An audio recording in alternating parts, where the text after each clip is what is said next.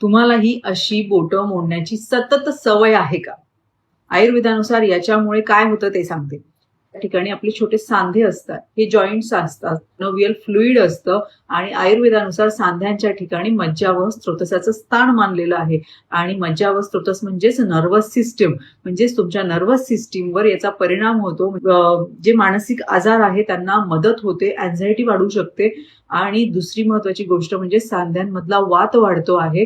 आणि जे सायनोव्हियल फ्लुइड असतं त्याच्यामुळे दाब दिल्यावर किंवा सरकल्यामुळे तो टकटक आवाज येतो. बऱ्याच जणांना मानसिक समाधान किंवा स्टिफनेस, मोकळा झाल्यासारखं वाटतं म्हणून करतात. परंतु दिवसातून 5 ते 10 वेळा कंटिन्युअसली हाडं मोडणे, मानेचे, बसल्या बसल्या पाठीचे मणके असं असं करणं किंवा असं असं करणं, जी स्टिफनेस काढण्यासाठी, कटकट आवाज येण्यासाठी, मोकळे सांधे मोकळे व्हावे यासाठीची जी सवय असेल किंवा बोटं मोडण्याची सतत सवय असेल तर हे नर्व्हस सिस्टीमवर खूप भयानक परिणाम करू शकतात.